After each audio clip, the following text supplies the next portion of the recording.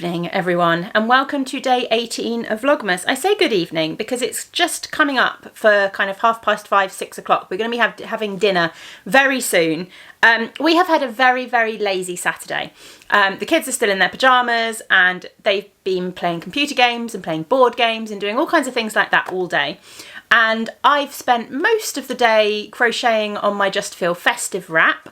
I think I've just started colour 5. I'm using the Nerdy Advent from Laura, the Lonely Knitter, for that one. So I've been really enjoying that. I've really got the hang of that one now. So I enjoyed doing a bit of that and catching up with a few Vlogmases and things like that.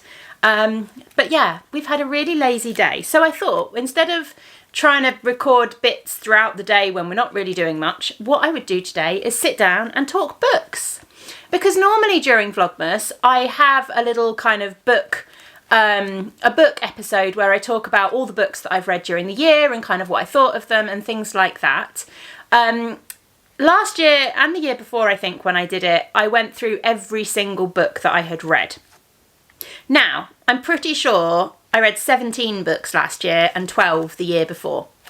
This year, I've read 59 books so far. So I'm not going to sit down and go through every single book that I've read this year because we would be here all year. But what I have done is I've gone through and picked out some of my favourites to talk about and to kind of share with you, basically. So let's do that. I read the majority of my books on a Kindle. I've got a Kindle Paperwhite and I love it. This has revolutionised my reading pretty much. The other thing that's revolutionised my reading this year, which is why I have managed to read as many books as I have, is discovering that I can knit and read at the same time. So it used to be a decision between the two and knitting would usually win and I'd put something on Netflix. But this year I've discovered that, yeah, I can, as long as I'm knitting something really simple, just like a stocking stitch sock or basic garter stitch on a shawl or something like that, then I can knit and read at the same time. So yeah, that's why I've read so many books, basically. So yeah, what have been my favourite books this year? What was I trying to say? As a result of the fact that I read them mostly on the Kindle, I don't have books to show you. So I will be popping pictures up on the screen so you can see what the book covers look like. That was the other thing I was going to say. Now we can actually talk about books. So one of my favourite book discoveries this year is the Wayfarer series by Becky Chambers. And this is a sci-fi series. So it's all set in space or on different planets. It's quite an interesting series because each book in the series follows a different set of characters, but there's often kind of links between the characters and things like that. The first book in the series follows a group of travellers, space travellers that work together, and they are responsible for creating black holes which are used for travel between different areas of the galaxy. And then the books there kind of follow off on different characters, but there's often kind of links back to either places or people that we've met before, and things like that, which I quite like that in a series where it's all the same world, but you follow different stories. So the first book in the series is called A Long Way to a Small and Angry Planet, and then there's a closed and common orbit, record of a spaceborne few, and the galaxy and the ground within. And there is a fifth little novella kind of one, which I've not read because I just can't bring myself to read it because it means that that's the end and I can't read anything else in that world anymore. But I really, really love these books. The first book is very much found family and things like that. And if you've not really tried sci-fi before, or you've tried sci-fi and it's been too technical and too much mechanics, too much science, then I would really recommend this series because it's sci-fi but in a really, really approachable way. So what else? The next series, it's another series again. I have a thing about series, I quite like series, so there's quite a few on my list. So the next series was the Scholomance, I don't know how to say it, series by Naomi Novik. The first one is called A Deadly Education, and it follows a character who goes, basically, in the world, there's magic and things like that. So it's kind of a fantasy kind of world. And all of the kids that have magic get sent to a school when, I can't remember the details. I'm never good at describing details of books. All of the kids that have magic get sent to this school to learn how to use their magic and to grow strong, because there are evil creatures and monsters and stuff like that who come after them once their magic gets strong enough, and they need to learn how to protect themselves and defend themselves in this school. So the basic kind of concept. It's a really complicated one to try and explain, but I really enjoyed it. The main character is really kind of quite dark and sarcastic, and that's quite fun. But also you see a lot of growth in her, which I really enjoy. And you get to follow up in The Last Graduate kind of what happens coming to the end of the school. And then in The Golden Enclaves, you get kind of what happens after she's left the school, and kind of a lot goes on. It's really fun, it's really dramatic, and I very much enjoyed it. Then carrying on with kind of series, the next ones were a duology, so 2 books basically.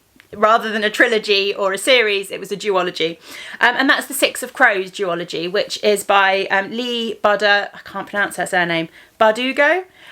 She was the author who wrote Shadow and Bone, and the Six of Crows duology goes kind of alongside Shadow and Bone. And I got very, very confused when I tried to watch the Netflix Shadow and Bone series, because I'd watched Shadow and Bone, but I'd read Shadow and Bone, but I hadn't read the Six of Crows duology stuff. So they suddenly introduced all these characters that I didn't know who they were, and I didn't understand who they were because I'd not read those books.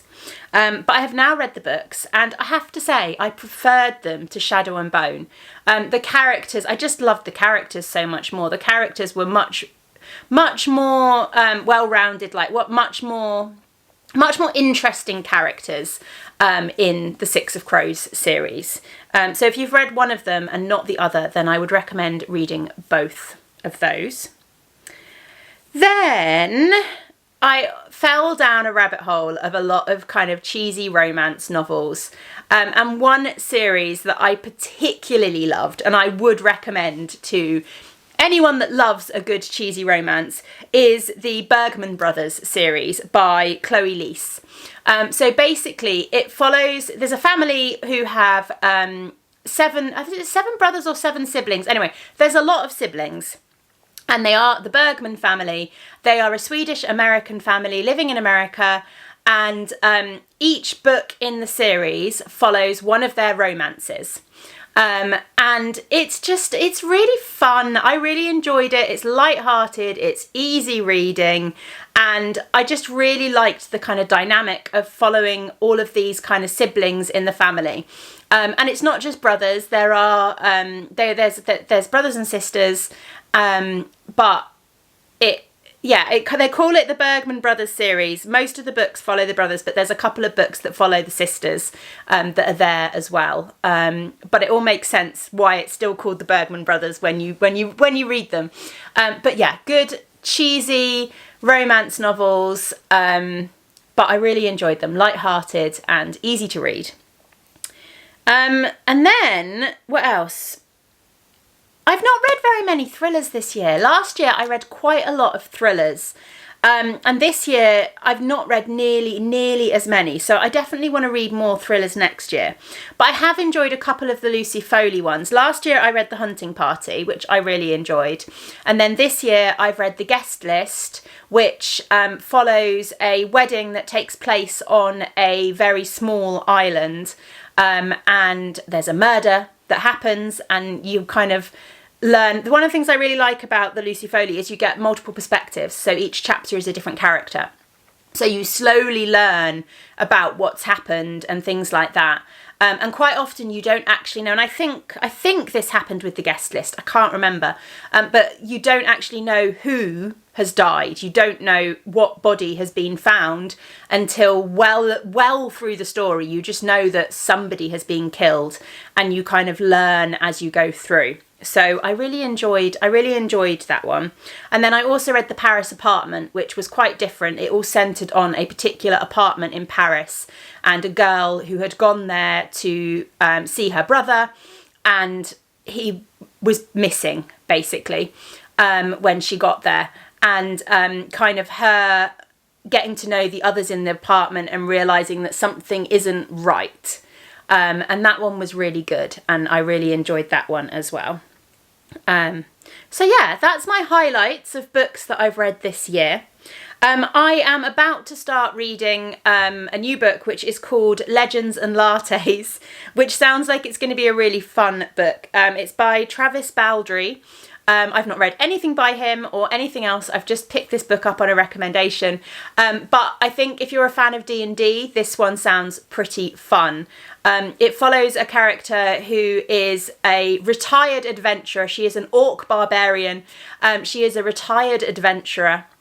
And she has decided in her old age, in her retirement, she is going to set up a coffee shop in the middle of a big town where no one knows what coffee is.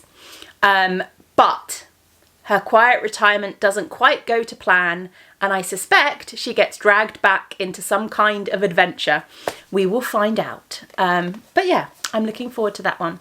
Let me know in the comments, have you read any of the books that I've read? I know there will be some of you out there that have read the Wayfarer series and the Naomi Novik books, because I've chatted to some of you about them before. But any other recommendations based off those? Any thriller recommendations? Because that would be good. If you've read any of the Lucy Foley ones, any other authors that you'd recommend? That would be good. And yeah, what have your favourite books been this year? I want to know all these things. Right, I need to go and help Tom sort out dinner. We are having tacos for dinner tonight, so that's going to be fun. And I will see you all again tomorrow. Bye. I've got two sleepy boys who are still in their pyjamas, even though it is very nearly bedtime. And they've come on to help me tell you today's fact of the day. Well, that was really exciting. Can we do it a bit more enthusiasm? Fact of the day. I'm not sure that was any more enthusiastic. Jazzy, do you want to try? Fact of the day.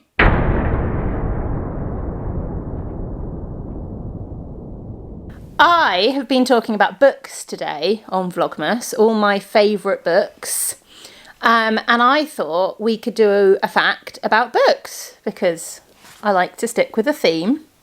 Yeah. So I've been talking about lots of different types of books, but one of the types of books I've been talking about is cheesy romance books. And I discovered a fact today. Did you know that 2.5 million copies of Mills and Boon books, and Mills and Boon's books are some of the cheesiest romances you can possibly find, were pulped up and used in the top layer of the M6 motorway when they were making the road. So the M6 toll motorway is made out of, amongst other things, I'm sure, Mills and Boon books. Really? Yeah. You know, that's interesting? That they've used books in the top of a motorway? That is crazy. Motorway made out of books? Yeah. There we go. Wow. Is that a good fact? Yeah. An epic fact. Right, we need to get you two in bed. Not me. To get you in bed. Night night.